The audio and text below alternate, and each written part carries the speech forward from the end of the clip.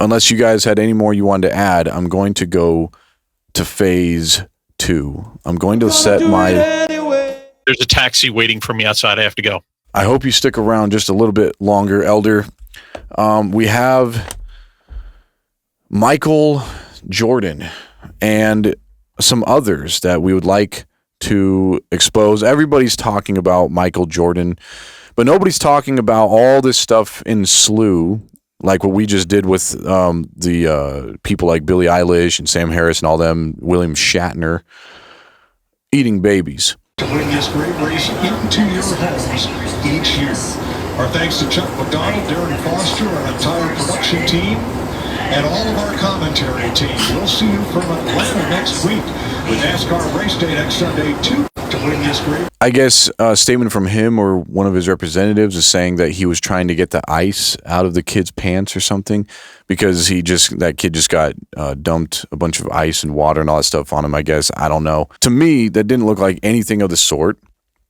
It looked like him gently rubbing the back of the kid's legs after he gets done touching the kid's butt. And I think he already knows. Maybe the ice was dribbling down his leg, you know?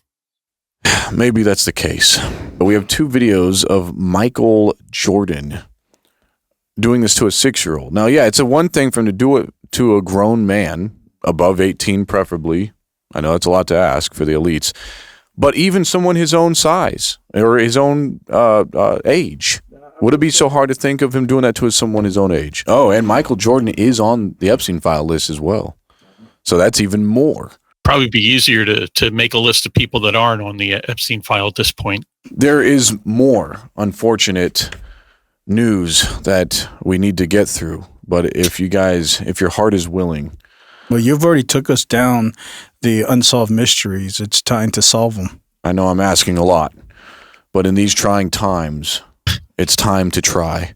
The next clip is coming from some bald guy, and he's going to tell us about a convicted offender. As he says in this video, if you have kids listening, you might want to plug their ears for just a second. If your kids are watching, maybe pause this for a moment. This man raped a 3-month-old who required reconstructive surgery, and he drowned a 3-year-old.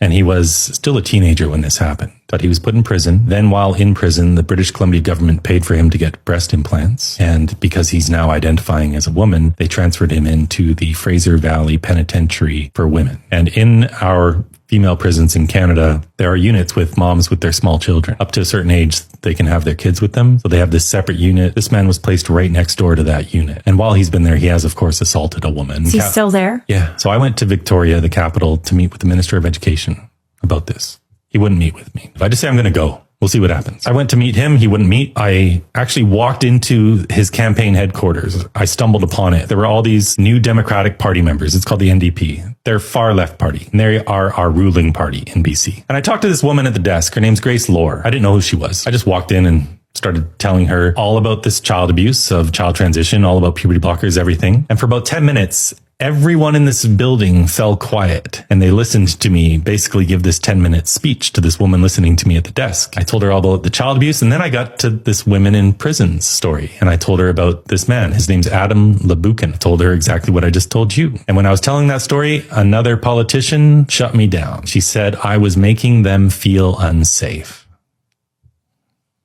And I was telling this story as calm as can be, like I always do. But that made them feel unsafe. 3 times I was told that, and they kicked me out. This is your elected official. Yes. I came back the next morning to try to meet with the Minister of Education again. They locked me out. I have subsequently told this story online in great detail. Grace Lohr, that woman I was speaking to, who became the Minister of Children and Family Development. What I didn't know at the time I first spoke with her, she was a former gender studies professor at the University of Victoria. So when I told this story on Twitter and I tagged her, she responded, proudly stating simply, I stand with the transgender community.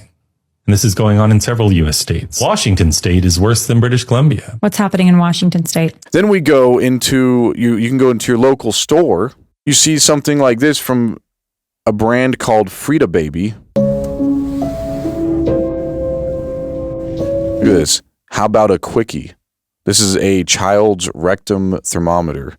It says, how about a Quickie? I'm a powder sucker.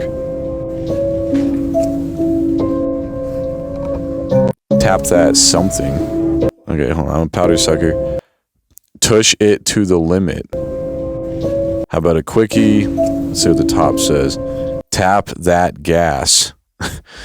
And then, of course, people are upset, rightly so.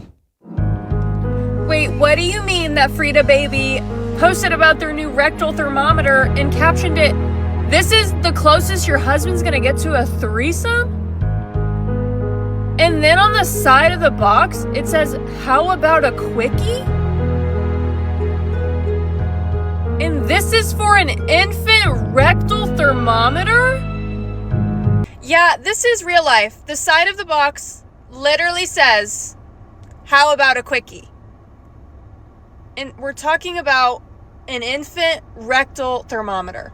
What is going on? So, after seeing that clip, I have to say I feel like boarding a plane to British Columbia and visiting someone in prison, just to maybe give them my opinion face to face. It's crazy because, you look around and it's everywhere, like the FRIDA baby, or FRIDA baby, whatever it's called. Free the baby. Oh, yeah. I thought that's what I was going to mention. That was a comment. I think if a product was made in China, it may have been an interpretation problem, because there was a product called instant ramen that when it was translated for English, it was soup for sluts. Well, according to Google AI, FRIDA baby is a American company. Right, based then they're in not Miami, off the hook. Florida. They're not off the hook. Yeah, so they're actually based in Miami, Florida. So those are all connotations too. Like maybe one, maybe two. But if you have them back to back to back and they're all sexual connotations that are very normal in phraseology, I mean, you can't have every single one